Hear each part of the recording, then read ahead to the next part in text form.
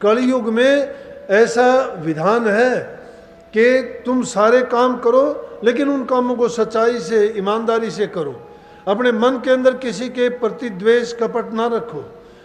गुरु ने नाम जो दिया है, ज़्यादा उसका अगर अभ्यास नहीं कर सकते, ध्यान नहीं कर सकते, तो कम से कम उस नाम का सुमन जरूर कर लिया करो। जो इस युग में उस नाम का सुमन मात्र भी कर लेगा, और वो सुमन करना मुश्किल भी नहीं है, सुमन करने में कोई दिक्कत नहीं, काम करते करते कर सकते हो, खाते खाते कर सकते हो। मैं कहता हूँ जिस आदमी को नींद नहीं आती हो, नींद आने ना आती हो, बेचैनी हो जाती है कईयों को, उस टाइम पे तुम अपने मन को नाम में लगा दो, नींद आने में देर नहीं लगेगी, आपको फटाफट नींद आ जाएगी। क्योंकि नाम के सुमन से मन को शांति मिलती है। जब मन को शांति मिलेगी, बेचैनी इसकी मिट जाएगी, इधर उधर की भागना छूट जाएगी, मिथ्या विचार जो दिमाग में आते हैं उनसे छूट जाएगा।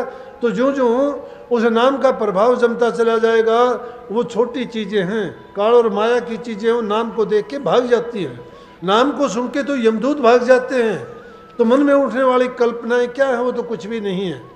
परंतु हम गौर नहीं करते इन चीज़ों पर। हम तो सोचते हैं नाम एक रस्म था।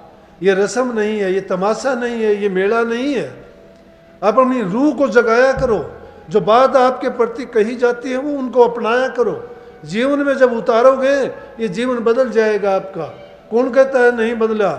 जब इतने इतने दुष्टों का, पापियों का, ठगों और लुटेरों का बदल गया, हम तो उन जैसे पापी भी नहीं हैं, हम उन जैसे चोर और डकैत भी नहीं हैं। छोटे मोटे पाप हमने किए होंगे, जाने में अनजाने में हुए होंगे, लेकिन सदगुरु से उनके लिए भी एक छोटी सी बेनती, सुबह रोजाना उठते एक प्रार्थना किया करो कि हे मालिक, मैं गुनहगार हूँ, मैंने पाप किए हैं, जाने में किए हैं, अनजाने में किए, गलतियाँ करता रहता हूँ, संसारी आदमी हूँ, समाज में रहता हूँ, घर परिवार वाला हूँ, ज़रूरतें ऐसी हैं कि कई बार उनके लिए झूठ भी बोला जाता है, कई बार कुछ भी कैसी भी बातें कर देते हैं।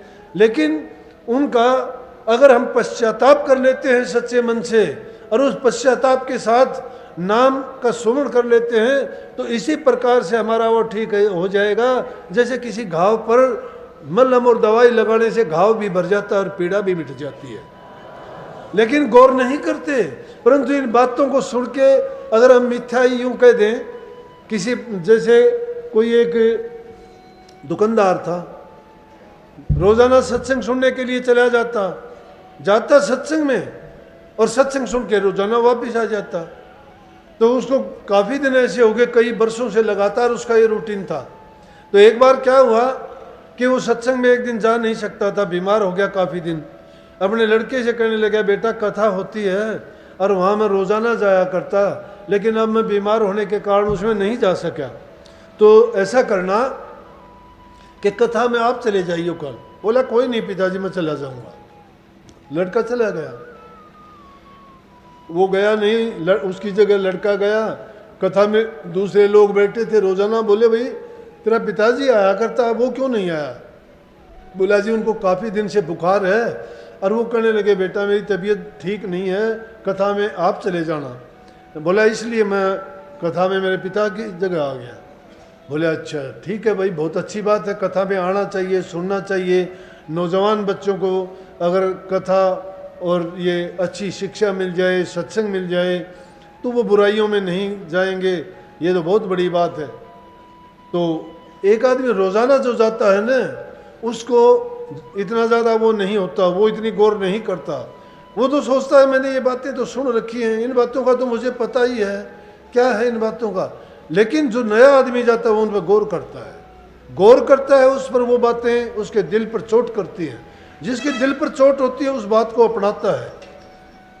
एक कोई भी तुम्हें गाली देता है, पूरी जिंदगी नहीं भूलते हो, लेकिन अच्छे उपदेश आपको लाखों दिए जाते हैं, कितने याद रखते हो? आप रखते हो कभी याद?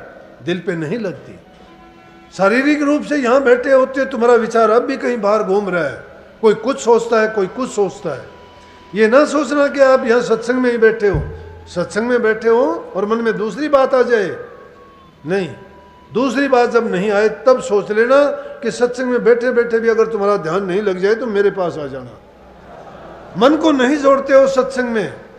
सत्संग का सुनना और देखना दृष्टि सत्संग करने वाले पर, आंखें उस पर जमी होनी चाहिए, मन उसके वचन पर, और हृदय के कपाट खुले होने चाहिए। जो कह दिया सबको संभालो अपने अंदर में, इतना गौर करो उस पर, और घर जाके उस पर चिंतन करो, फिर उसका देखो कि आपको कितना फायदा मिलेगा। जिंदगी बिता दी हमने सत्संगों में, हर 5वें 7वें दिन सत्संग सुनते हैं, लेकिन कुत्ते की दुम की तरह हमारी टेढ़ आई नहीं मिटी, बुराइयां नहीं छोड़ी हमने, वही निंदा, वही चुगली, वही बुराइयां, वही पाप कर्म, वही मलिन हृदय हमारा आज तक साफ नहीं हुआ। क्यों नहीं हुआ? कि मानते नहीं है उनको, स्वार्थ की चीज याद रखते हैं, अपने फायदे और लालच के सिवाय दूसरी बात नहीं है। लड़का था, उसने गौर की, बड़ा शांत चित्त होकर सब बातों को सुनता रहा। दूसरे लोगों को देखा, कोई कुछ थोड़ा बहुत बीच बीच में नीची गर्दन करके तूने ये किया वो किया, वहाँ कथा चल रही है, लेकिन जो रोजाना जाने वाले अपनी बात कर रहे हैं। और वो बड़ी गौर से उसकी बात सुनी। तो उस दिन की जो कथा थी, उसको कथा में गाय माता पर कथाकार ने प्रचार किया कि गाय माता से भी अच्छी होती है, गाय के दूध में ये गुण है, गाय के गोबर में ये गुण है, गाय के रोम रोम का फायदा है, गाय की पूजा करनी चाहिए, गाय को हमने सब सर्वोत्तम मानना चाहिए, हर घर में गाय पालनी चाहिए, गाय की जो इज्जत करता है वो सीधा स्वर्ग में जाता है। इस तरह के, अगर गाय कुछ तुम्हारा नुकसान भी कर दे तो उसको डंडा नहीं मारना चाहिए, उसको बुरा नहीं बोलना चाहिए, अगर उसको मारते हो, कुछ बुरा बोलते हो तो समझो अपनी माँ को बोलते हो।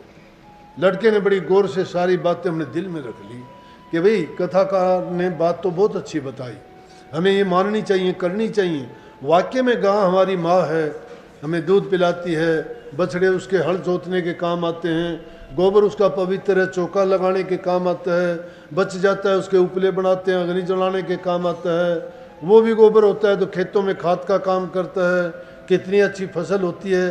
गाय में तो बहुत गुण होते हैं, घी इसका बहुत अच्छा दवाइयों के काम आता है, दूध इसका बड़ा पवित्र है, लस्सी जो है कई गुण बताते हैं। बोले कि बात बहुत अच्छी बताई और मन में लेके आ गया। आने के बाद में क्या किया कि दुकान खोली उसने, दुकान खोल के कहीं खड़ रखी, कहीं बिनोड़े रखे, कहीं और अनाज की बोरियां खोल खोल के रख दी, और आप किसी काम में लग गया, थोड़ी देर में देखा तो गाय आ गई। गाय आके उसमें मुंह मार के खाने लगी। उधर सेठ बीमार था, रोजाना काम करता था, उसने सोचा कि चलो यहाँ बीमार हूँ, यहाँ तो बीमारी के और उल्टे सीधे ख्याल आएंगे, क्यों ना मैं दुकान पर चल पड़ूँ, मैं लेटा लेटा आराम कर लूँगा, ग्राहक आएंगे, किसी से बोलना, कभी कोई चीज़ लड़के को बताना, यूँ देखने से कोई आने जाने वाला मिलेंगे, तेरा टाइम पास हो जाएगा और बीमारी का ख्याल भी मन से हट जाएगा। तो सेठ घर से निकल के देखा, वो दुकान दिखाई दी, गांव उसमें बोरी में से अनाज में मुंह मार रही, वो खाने लग रही। लड़का उसको देखने लग रहा, तो दूर से ही आवाज़ मारी, गाड़ियाँ देके बोला, जो गाड़ी वो बोल सकता था उस लड़के को, नालायक तू तो उजाड़ देगा, तूने क्या किया, ये गाय तो खा रही है, ये कहता कहता चला गया। उसने गाय नहीं हटाई, पास में चला गया, सेठ ने उठा के गाय को 2-3 डंडे मारे, लड़का रोने लगा। बोला नालायक रोया क्यों, मैंने एक तो तेरा काम कर दिया। बोला पिताजी आपने तो बहुत गलत काम कर दिया, मेरी माँ को डंडे मारे। बोला अरे गाय थी ये, तेरी माँ कहाँ थी। बोला कि माँ से भी बढ़ के हैगा। तो वो सारे बखान अपने पिताजी के सामने किए कि गाय हमारी माँ से बढ़ के है, गाय के दूध में ये फायदे हैं, गाय को हटाना नहीं चाहिए, मारना नहीं चाहिए। बोला तू कहाँ से है। बोला कल कथा में गया था। बोला उसने कथाकार ने ये बातें सब बताई थी, मुझे बहुत अच्छी लगी। बोला इसलिए मैंने गाय को नहीं हटाया। बोला अरे मूर्ख, ये बात सुनने की होती है, मानने की नहीं होती। बोला यूं तो उजाड़ देगा तू हमें, ये बात मानने के लिए थोड़े, ये कथा वथा सुन के वहीं छोड़ के आ जाना चाहिए। तो प्रेमियों आप मेहरबानी करो, ये बातें सुन के यहीं छोड़ के ना जाना, बल्ले बांध के लेके जाओगे, तुम्हारे काम आएंगी, जीवन आपका सुधरेगा, आपका जीवन बनेगा, अच्छे कामों में लगोगे, भलाई आपकी होगी, देखने वालों के लिए अभी अच्छे लगोगे, घरों में प्यार प्रेम शांति होगा। तो ये बातें छोड़ने के नहीं, अपनाने की हैं, अपना के जाना। लेकिन ये भी नहीं है कि अपना घर उजाड़ देना। ठीक ढंग तरीके से काम करने चाहिए। हमें वो काम नहीं करना चाहिए कि जिस काम के करने से किसी को पीड़ा हो, तकलीफ हो, नुकसान हो। हमें अगर थोड़ा बहुत सहन करना चाहिए, दुख हो जाए कोई बात नहीं, लेकिन दूसरे को अगर सुख पहुंचाते हो तो आपको सुख अवश्य होगा। कुदरत का ये नियम है, जैसा करोगे वैसा आपको मिलेगा। प्यार किसी को करते हो तुम्हें बहुत प्यार करेगा, किसी से नफरत करोगे तुम्हें नफरत भी करेगा। इसलिए जो आदमी किसी को कुछ देगा वैसा ही उसको मिल जाएगा, जो देता नहीं है वो लेता भी नहीं है। कुदरत का नियम है दो और लो, तो अच्छा दोगे तो अच्छा मिलेगा ना। इसलिए प्यार किया करो, सबसे मीठा बोला करो। मीठा बोलने में बहुत गुण है, सबसे अच्छा मंत्र है मीठा बोलना। अगर तुम्हें कोई बुरा भी बोल दे तो भी उसको मीठा बोलो।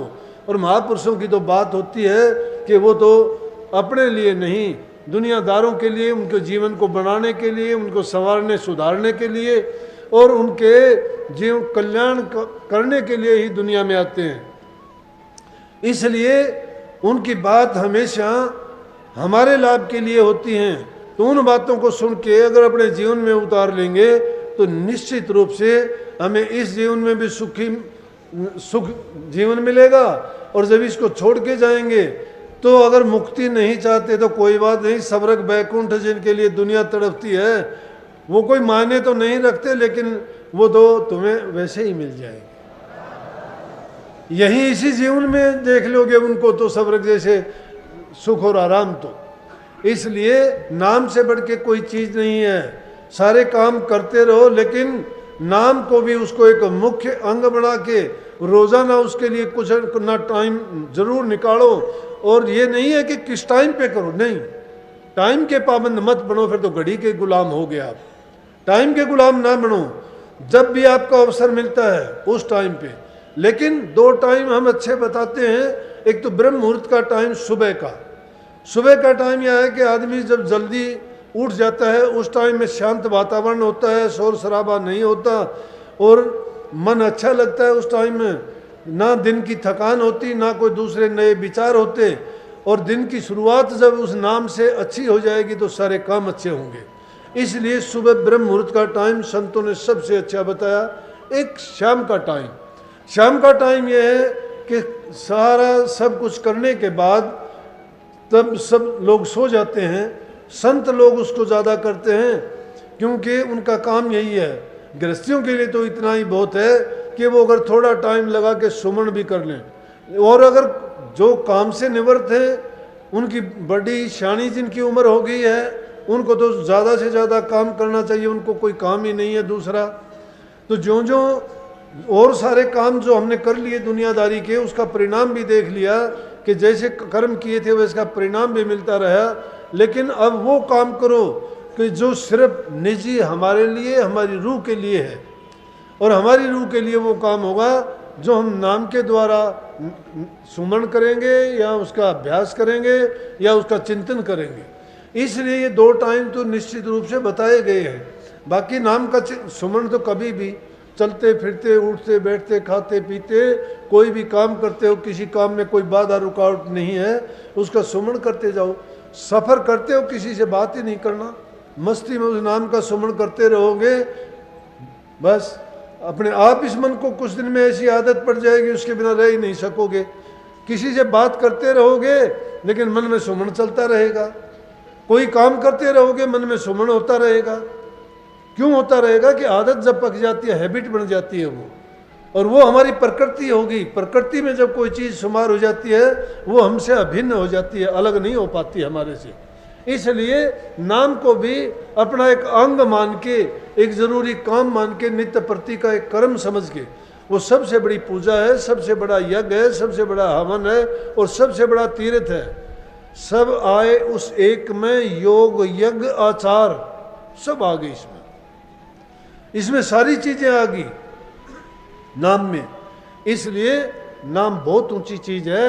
नाम का तो सिर्फ एक बार भी सच्चे दिल से, लेकिन उस नाम का सुमन करते वक्त अगर एकांत में बैठ के करते हो तो कभी भी दूसरी तरफ मन को जाने ना दो। अपने मन को एक निश्चिंत होकर हर चीज से सिर्फ एक ही चीज़ में मन को जमा दो, अगर 2 मिनट का भी ऐसा ध्यान आपका लग जाता है ना, आपको मैं कहता हूँ 24 घंटे तक उसका नशा नहीं उतरता। इसलिए नाम को हमेशा याद रखो, उसका ज़्यादा से ज़्यादा फ़ायदा अभी उठाया जा सकता है। क्या पता कल को क्या बात हो, शरीर में रोग तकलीफ़ हो जाए, बीमारी आके घेर ले और हम उस चीज़ को नहीं कर पाए। जब तक शरीर तंदुरुस्त है, कुछ करने के योग्य है, तभी हमें अच्छा करना चाहिए।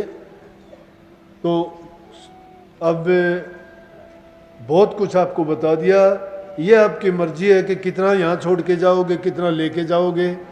मालिक आपको सद्बुद्धि दे, नाम में आपकी रुचि बढ़ाए, आपसे अच्छे काम करवाए और आपके जीवन में सुख शांति समृद्धि खुशहाली दे, जिससे आपको नाम जपने में, नाम की कमाई करने में कोई परेशानी ना हो। सबको बहुत बहुत आशीर्वाद।